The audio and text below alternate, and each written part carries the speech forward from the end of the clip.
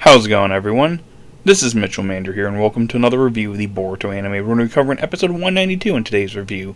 And my goodness, this episode was one of the best Boruto episodes to date.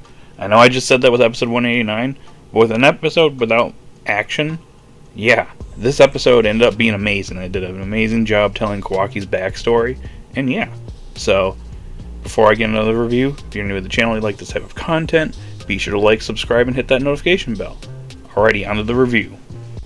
Now, in Kawaki's past, basically what he had to do and what he had to endure was he basically had to cut wood every single day, sell it, get some money, get some booze, and give it to his drunken father, who basically is confirmed in this episode to be a former shinobi that lost his way following the Fourth Great War, which I think is actually really nice. It's a really nice detail that was given to Kawaki's father and why he is the way he is. But yeah, that's pretty much Kawaki's life. He's doing that pretty much every day just to satisfy his father. You know, give him some booze. He thinks highly of his father, despite the fact that his father beats him regularly. But anyways, one day he gets some booze for his father and ends up running into a bunch of goldfish. Turns out there's a man that's actually selling them. And then there's actually a free show, around near the village, and gives it to Kawaki. It's free of admission, but Kawaki can't go to it because, well, he's got to give his father his alcohol, so he heads back home. However, as Kawaki gets home, his father scolds him for not getting him enough booze. But then he also notices the goldfish ticket, and he rips it up, tells Kawaki he can't read, he can't do anything, he's only basically living for him, he can't trust strangers. You only need to be giving me my booze. And guess what? Because you defied me today, yeah, no dinner for you, so go right to bed. So, Kawaki just obeys his father and goes right to bed.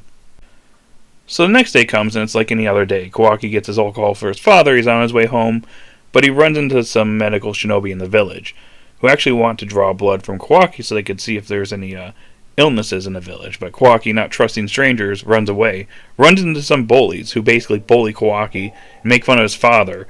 He basically tells the bullies, "Stop making fun of my father," and yells at them, so he gets punched in the face. And just before they could do any more damage to Kawaki, yeah, that guy, the guy with the goldfish that was selling the goldfish, yeah, that dude, he shows back up and actually saves Kawaki.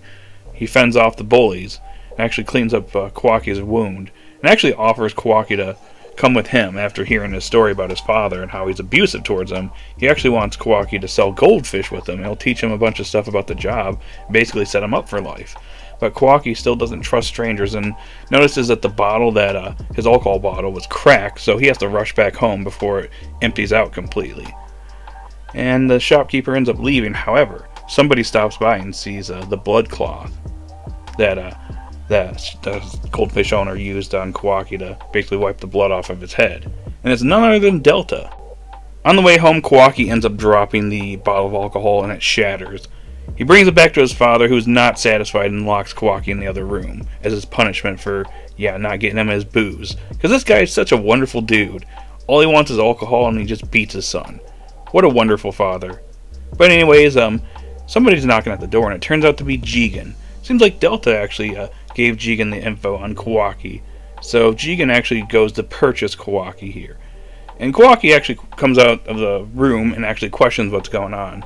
And this was kind of brutal because Kawaki's father takes an alcohol bottle and basically smashes it over Kawaki's head. Yeah, dude, come on now, you could have actually killed him. So you know how the story goes. Kawaki's father sells Kawaki to Jigen for a bunch of booze money, so Jigen and Kawaki take off. So it's pretty interesting because Jigen actually asks Kawaki if there's something he wants, but Kawaki, in response to that, asks Jigen a question as to where they're going. But Jigen wants a response to his question first. So they head to a cave, and they end up running into that goldfish seller. Yeah, you know that guy? Seemed like a pretty nice dude at first. Well, it turns out he was actually planning on selling Kawaki off for some money as well. So, seems like everybody in this area is scumbags. But anyways, Jigen's like, "Hey Kawaki, go wait outside, and I'll take care of this man." And after a little while, Jigen walks out and tells them that, that man withdrew. Not really so sure about that. I'm pretty sure something else happened here, but we never see this dude again. But anyways, Kawaki ends up telling Jigen that he wants a goldfish, which Jigen appreciates and tells Kawaki where they're going. And they're going to a special place where a bunch of other children are basically gathered. and they're around the same age as Kawaki. Yeah, they had, presumably to the Hidden Mist Village, where back in episode, I think, 157, where Sasuke and Sai found that Kara hideout area. I'm pretty sure this is where we're at. And Jigen promises to give Kawaki a special present if he accepts him as his father. And it pretty much ends here with Kawaki going to Amado and Kawaki waking up in the hospital in Konoha. And he's greeted by Naruto, Konohamaru, and Shikamaru, who Naruto tells Kawaki they're in a safe place now. And that's pretty much where the episode comes to an end. So, I gotta say, overall, this was an absolute fantastic episode. I am so appreciative that Studio Pierrot actually went out of their way to do this episode. It gave so much more character and background to Kawaki's past. It did it so much justice, in my opinion. It was so brief in the manga. Like, we got to see the main things that were going on in Kawaki's past in the manga, but I like how it was expanded here. Like, Kawaki is basically getting money for his father. His father's a drunk who basically lost his way after the war. He was a shinobi. He's probably a respected one, but probably due to the effects of the war, which we've seen occasionally in the Boruto series. There are people that are suffering from the effects of the Fourth Great War, even years later. And this is another example. Somebody that lost their way, and as a result of the Fourth Great War, they basically became a terrible person. We saw that with this guy, Kawaki's father. We saw that with Victor, Ao, that one guy in the Sand Village back in the One Tail escort arc. Yeah, you get to see various examples of people that are, had problems or dealing with issues following the end of the Fourth Great Shinobi War. Like, even though the world is at peace, there are still a lot of problems out there, and I like the fact that this episode exemplifies that with Kawaki's father.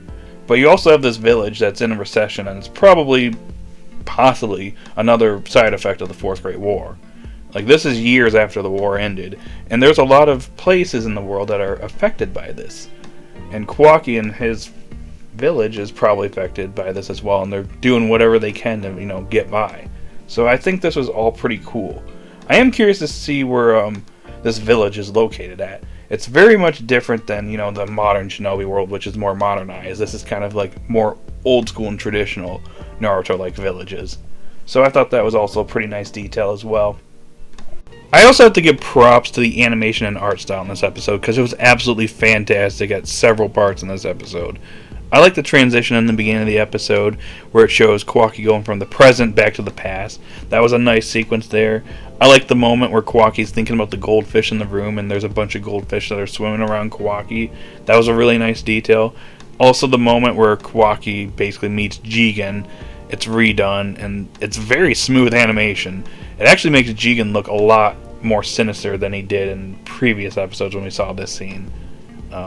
So that was also a really nice detail. And then some of the up-close shots of Kawaki's face were just amazing. So I have to give kudos to Studio Pierrot for doing this. They went above and beyond with this episode. The story was fantastic. The art and animation was fantastic. The direction was fantastic. Everything about this episode was fantastic. And that's pretty much all I got for this episode review. So this episode was an easy 10 out of 10. Easily one of the best Boruto episodes to date, and it seems like we're getting a lot of best Boruto episodes lately, and I'm loving the direction the series is going in, because it's going in a very good and positive direction. So far in 2021, this is so far, just as of right now, the best year for the Boruto anime, and I couldn't be any happier. So guys, in the comment section down below, post your thoughts. What did you think of this episode? Did you love it? Did you hate it? What did you think of Kawaki's past? Post your thoughts in the comment section down below. If you're new to the channel, be sure to like, subscribe, and hit that notification bell, and I'll talk to you guys later.